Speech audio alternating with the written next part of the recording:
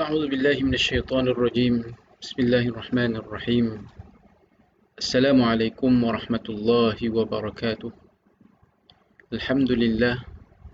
الحمد لله وكفى، والنبي المصطفى صلى الله عليه وسلم وعلى آله وصحبه واقتفى. أشهد أن لا إله إلا الله وأشهد أن محمدا عبده ورسوله. اللهم صل على محمد وعلى آل محمد. رب اشرح لي صدري ويسر لي أمري wahlul 'uqdatam min lisani yafqahu qawli, amma ba'd. Tuan-tuan, puan-puan, hadirin hadirat, muslimin muslimat, sedang pendengar, sedang penonton yang dirahmati Allah Subhanahu wa taala sekalian. Alhamdulillah, kita mengatur kesyukuran kepada Allah Subhanahu wa taala kerana pada tengah hari ini dapat lagi dipertemukan kita bersua muka, bertentang mata, berkongsi bicara, insya-Allah, tuan-tuan dan puan-puan. Alhamdulillah juga kita bersyukur pada Allah Subhanahu wa taala pada tengah hari ini dan juga pada hari ini dan ketika dan saat ini Allah Subhanahu wa taala masih lagi mengekalkan kepada kita berbagai-bagai ataupun berbagai-bagai nikmat yang dianugerahkan oleh Allah Subhanahu wa taala. Dan sukalah saya menyebut di sini nikmat yang paling agung, yang paling besar adalah nikmat iman dan nikmat Islam. Yang wajib ke atas kita untuk kita mensyukuri di atas dua nikmat tersebut. Moga-moga ilmu kita berkaitan dengan Islam, kita kata kefahaman kita berkaitan dengan keimanan kepada Allah Subhanahu wa taala itu bertambah daripada sehari kepada sehari yang lain, insya-Allah. Okey, tuan-tuan dan puan-puan, hadirin hadirat, muslimin muslimat, sedang pendengar, sedang penonton yang dirahmati Allah Subhanahu wa taala sekalian. Alhamdulillah, kita telah bertemu dalam beberapa episod yang berkaitan dengan kita kata silsilah kuliah online anjuran Akademi Tarbawi ini, dan kita telah membaca dalam slot pada hari Rabu ni, khususnya slot saya, kita akan baca hadis Arba'in Tarbawiyah, 40 hadis yang berkaitan dengan tarbiyah, insya-Allah. Jadi tuan-tuan dan puan-puan, hadirin hadirat, muslimin muslimat, sedang pendengar, sedang penonton yang dirahmati Allah Subhanahu wa taala sekalian, insya-Allah pada hari ini kita akan membaca satu hadis Nabi SAW yang membicarakan berkaitan dengan satu perkara yang kita nak kena berhati-hati, satu perkara yang kita nak kena jaga sungguh-sungguh, satu perkara yang kita nak kena, kita kata, pegang sungguh-sungguh supaya jangan kita lakukan perkara tersebut ataupun perangai tersebut. Kerana apa? Kerana kalau kita melakukan perangai ataupun ada perangai tersebut dalam diri kita, dia akan memberi kesan kepada, kita kata, kebaikan-kebaikan kita nanti, insya-Allah.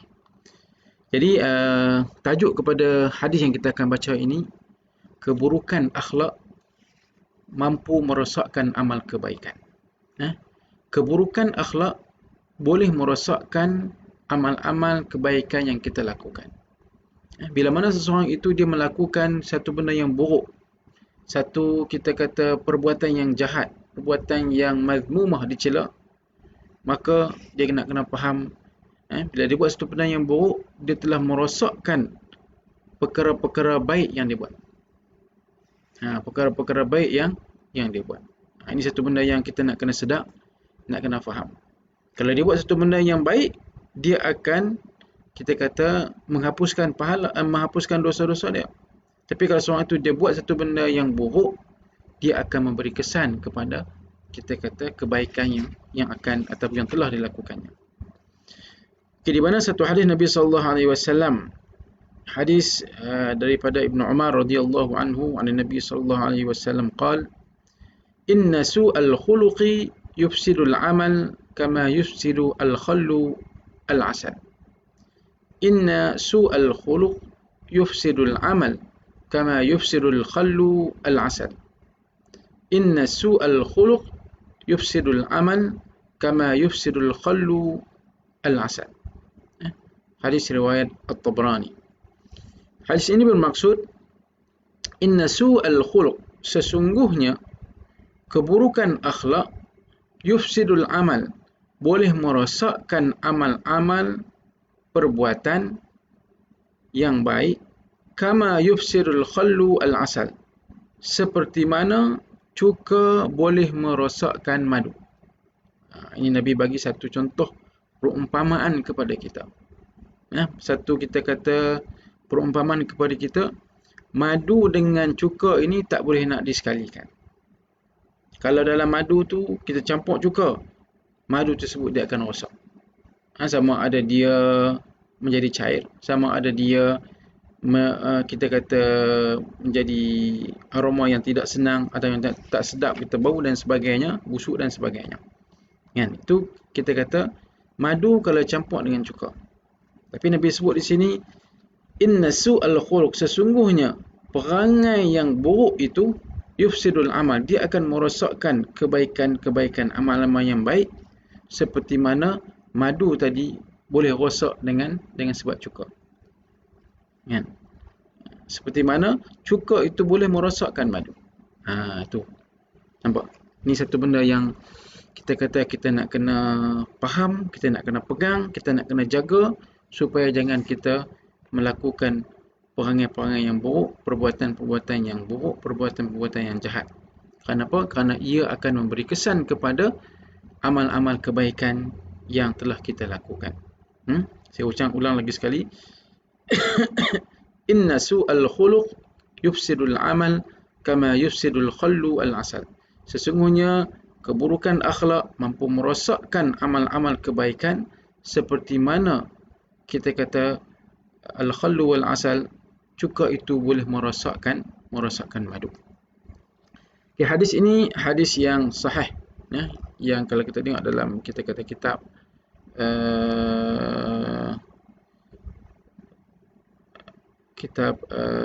Silsilatul Ahadis As-Sahihah karangan Syekh Nuruddin Albani, dia mengatakan hadis ini hadis dikategorikan sebagai hadis sahih. Kita bacakan sedikit penjelasan kepada hadis ini. Penjelasan yang dimuatkan dalam buku ini. Pengarang ini mengatakan, untuk keberhasilan seseorang Muslim dalam upaya membangunkan akhlak yang mulia dan perilaku yang baik, maka ia harus menjauhkan dirinya dari hal-hal yang akan merosakkan kemuliaan akhlak dan kebaikan perilaku yang telah dilaksanakannya. So kita nak kena jaga sungguh, kita nak kena berhati-hati sungguh-sungguh dalam kerja buat kita, perbuatan kita, mulut kita, tangan kita, kaki kita, mata kita dan segala-galanya. Jangan kita maksudnya kita nak kena jaga daripada melakukan perbuatan-perbuatan yang dikategorikan sebagai perbuatan yang buruk, yang jahat, yang berdosa, maksiat dan sebagainya. Akan tetapi disebut di sini, apabila keburukan akhlak telah menjangkitinya, telah menghinggapnya, maka ia harus bertindak dengan segera untuk mengubati, kerana kalau tidak disegerakan ubatnya, maka keburukan akhlak ini akan merosakkan seluruh amal kebaikan yang telah dilakukannya, seperti mana cairan cuka yang bisa merosakkan, yang mampu merosakkan madu. Cuka ni dia cair, cuka ini dia cair, jadi dia boleh merosakkan kita kata semua apa yang ada kepada madu. Di segi kita kata wallahu alam, mungkin di segi kelebihan-kelebihan madu itu dia akan hilang. Jadi nak sebutnya di sini, hadis ini nak mengatakan kepada kita, Nabi nak sebut kepada kita bahawa kita nak kena jaga diri kita daripada melakukan perbuatan yang buruk.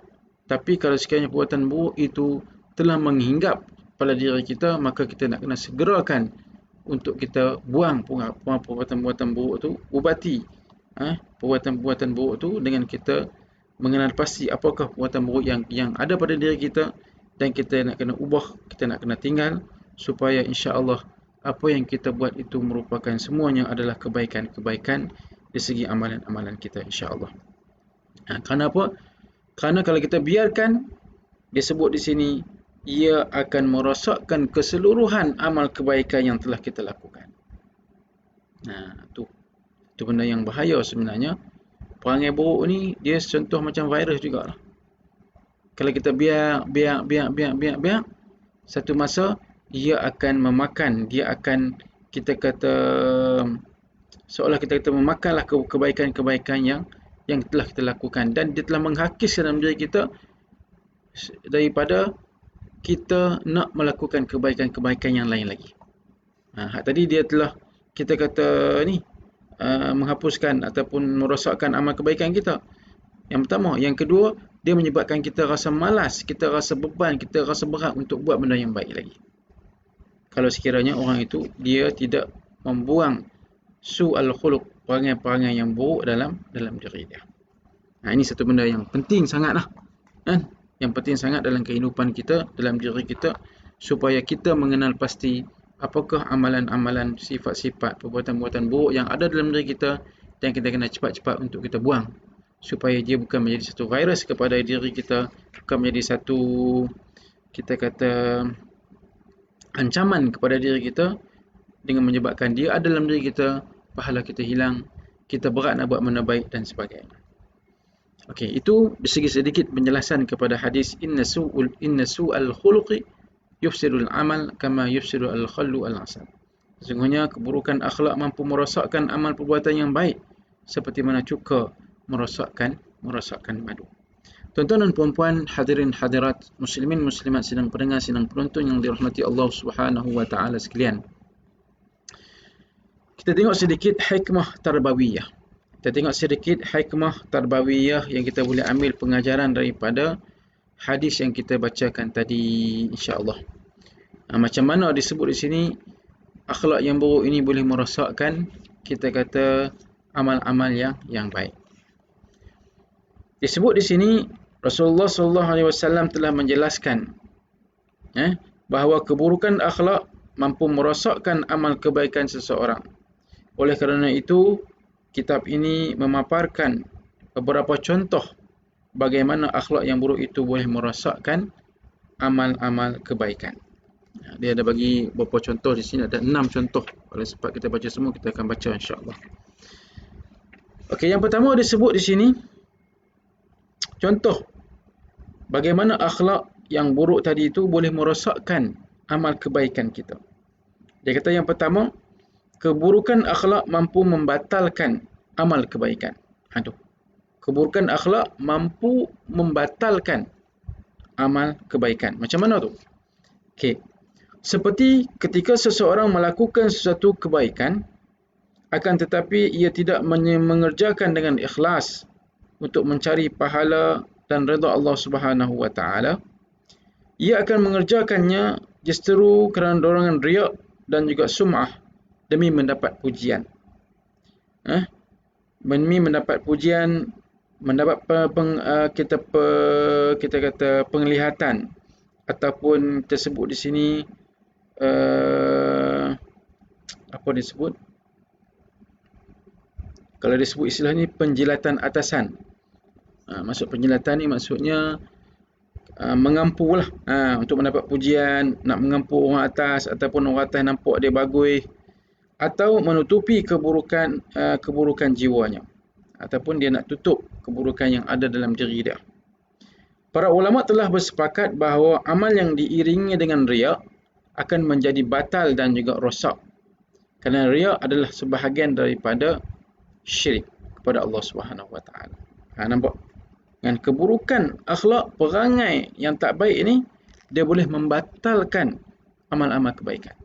Contohnya, kalau seorang itu dia buat satu benda yang baik dan ada dalam diri dia perasaan riya, ada perasaan sum'ah, perasaan kita kata bangga diri, perasaan nak menunjuk-nunjuk, maka amalan dia itu amalan yang ditolak, amalan itu amalan yang terbatal.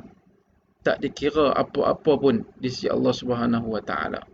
Walaupun di sana ada manusia yang datang memujinya, datang kita kata mengatakan dia bagus dan sebagainya, tapi di sisi Allah Subhanahu wa taala tidak ada apa-apa nilai kepada Allah Subhanahu wa taala.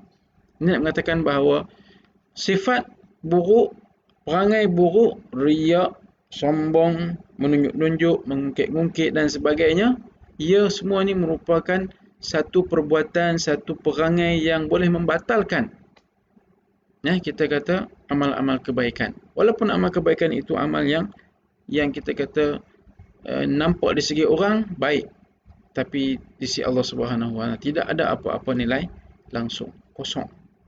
Kosong. Di mana Allah Subhanahu wa taala berfirman dalam surah Zumar ayat 65, tuan-tuan dan puan-puan, yang bermaksud, dan sesungguhnya telah diwahyukan kepadamu dan kepada nabi-nabi sebelummu, jika kamu mempersekutukan Allah Subhanahu wa taala, niscaya akan hapus amalanmu dan tentulah kamu termasuk orang-orang yang merugikan. Maksudnya dia buat satu perkara yang perbuatan yang baik, tetapi di sana bukan kerana Allah, bukan ikhlas kerana Allah, tapi kerana yang lain. Dia ada sifat, kita kata, menyekutukan Allah Subhanahu wa taala dalam ibadah, dalam satu amalan, maka Allah tak terima langsung. Terbatal terus. Kita kata amal perbuatan yang baik tadi itu. Contoh kita kata macam sembahyang lah. Sembahyang kerana apa? Kerana nak mengatakan, nak menunjuk pada orang bahawa dia ni sembahyang. Kan? Jadi ataupun kita kata bersedekah, memberi infak. Memberi itu tujuannya nak katakan supaya orang ni puji dia, oh dia orang dermawan, dia segala-galanya. Tapi kalau ada terlintas dalam diri dia dan dia mengekalkan lintasan tersebut dan dia merasa riak atau sombong, rasa dan sebagainya, maka di situ amalan tadi sebenarnya terbatal.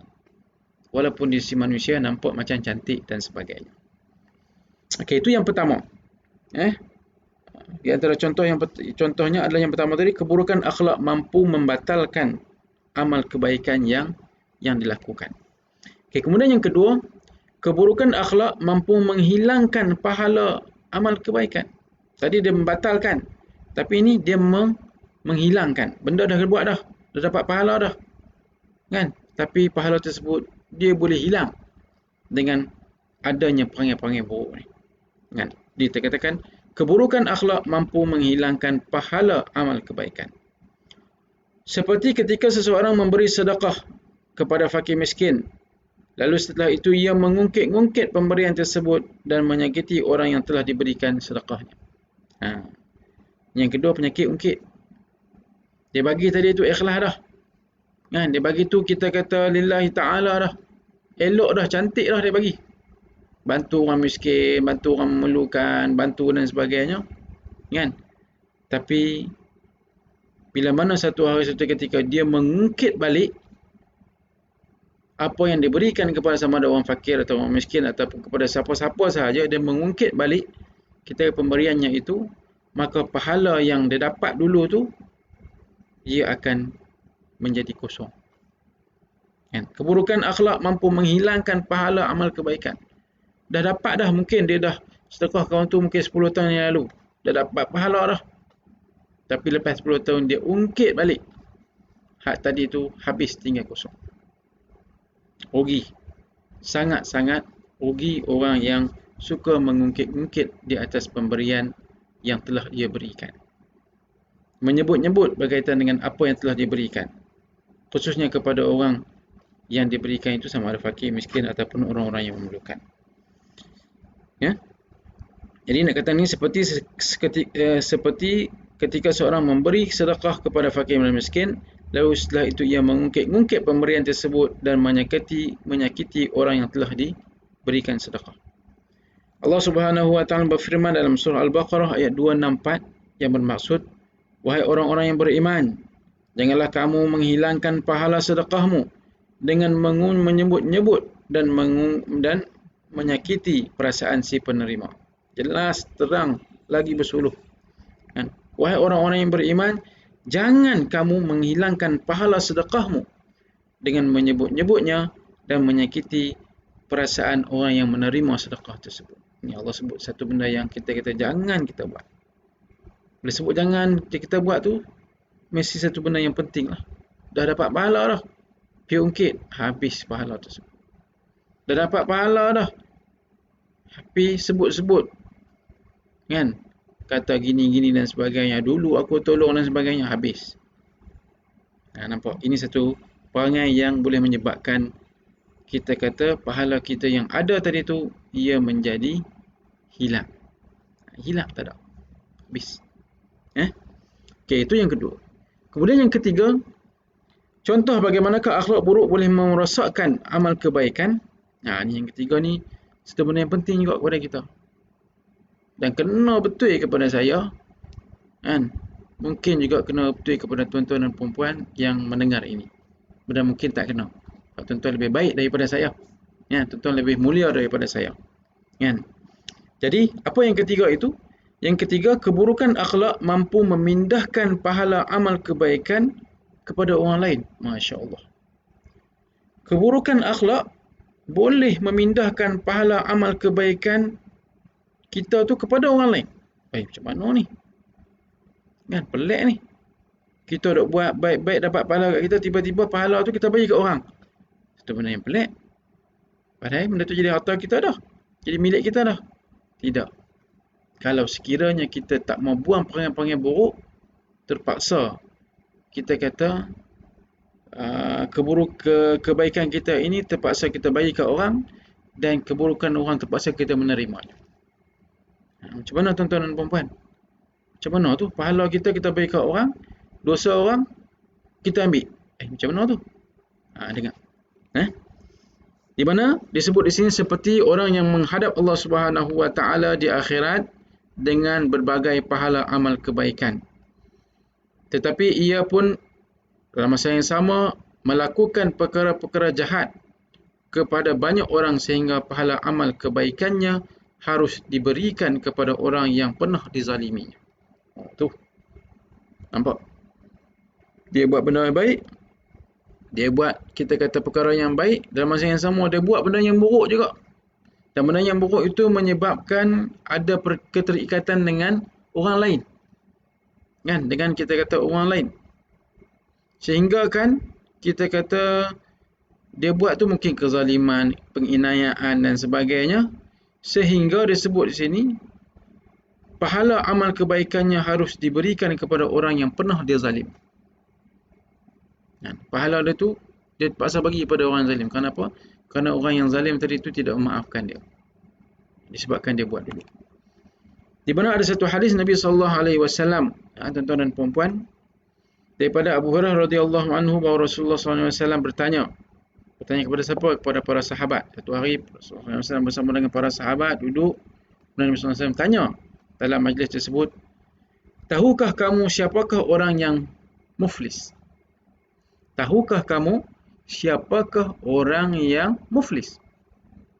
Lalu para sahabat menjawab, orang yang muflis di antara kami adalah orang yang tidak memiliki dirham dan tidak memiliki perniagaan.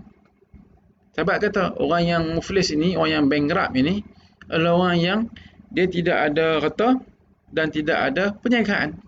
Tak ada apa-apa pada dia. Itu dikatakan orang yang muflis ataupun bankrupt. Lalu baginda Nabi SAW bersabda kepada para sahabat dengan menyebut, orang yang bankrupt ataupun orang yang muflis di antara umatku adalah orang yang datang pada hari kiamat dengan pahala solatnya, dengan pahala puasanya, dengan pahala zakatnya, sedang ia telah mencela orang lain, mencemarkan nama baik orang lain, memakan harta orang lain, menumpahkan darah orang lain, dan memukul orang ini ataupun menzalimi orang lain. Sehingga orang ini diberi sebahagian daripada pahala kebaikannya, dan orang ini diberikan sebahagian daripada pahala kebaikannya. Apabila pahala kebaikan habis sebelum dibayarkan ataupun diberikan kepada orang yang mesti dibayar ataupun diberikan, maka dosa-dosa mereka diambil dan dilemparkan kepadanya. Kemudian ia dilemparkan ke neraka Allah Subhanahu Wa Taala. Hadis riwayat Imam Muslim. Takut dengar hadis ni, tuan-tuan. Takut dengar. Nak dengar hadis ni, nak baca hadis ni takut. Kerana apa? Kerana Nabi kata orang yang bankrupt ni adalah orang yang nanti di akhirat kelak mereka datang dengan pahala sembahyang, pahala puasa, pahala zakat, pahala buat yang benda-benda yang baik. Kan? Datang. Tapi dalam masa yang sama, di dunia dulu mereka tidak menjaga, ataupun disebut di sini dia mencela orang, mencemarkan nama baik orang, memakan harta orang lain.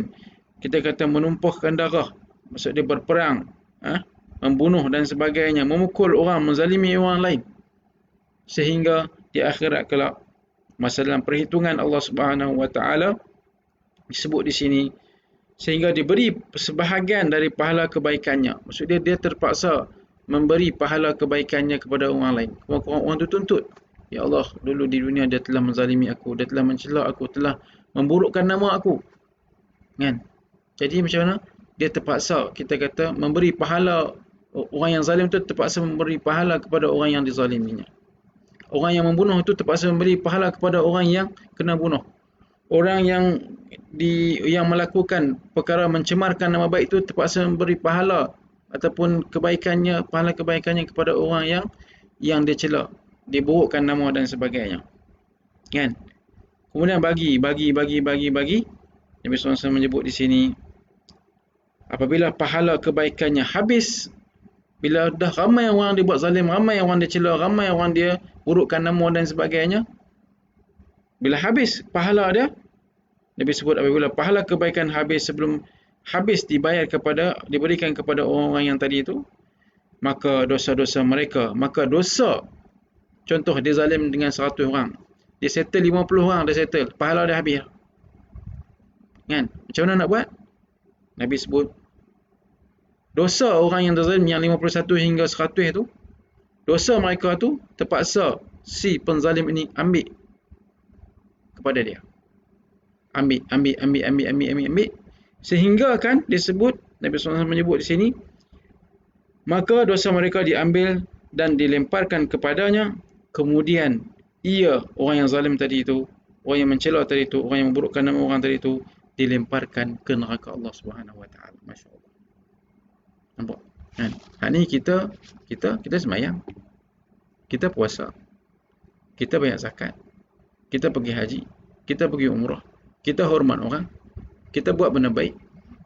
Tapi kalau kita tak buang benda-benda yang buruk, mengumpat, mencaci maki, memburukkan nama orang lain, menzalimi orang lain, kan? Tulis dalam Facebook macam-macam, yang buat apa-apa kenyataan menyebabkan dalam tu komen-komen yang menyebabkan orang kutuk seseorang dan sebagainya, maka tunggulah. Kan? Orang yang kita tak kisah dia semayang ke, dia puasa ke, dia zakat ke, di akhirat kelak kita takut menjadi orang yang muflis. Zaman sekarang ni kita tengok, macam takut juga tu. Kan? Dia tengok zaman sekarang dalam Facebook ni, kalau buat satu kenyataan je, berjela-jela orang duk mengutuk. Macam mana kita nak selesaikan kau tersebut di akhirat kelak? Tepuk dada tuan-tuan dan puan-puan, tanya kita nak, sebelum kita nak type tu, fikir dulu. Adakah menyebabkan orang ni, kita kata kita buat kenyataan tersebut ataupun status tersebut menyebabkan orang mengata kepada orang lain?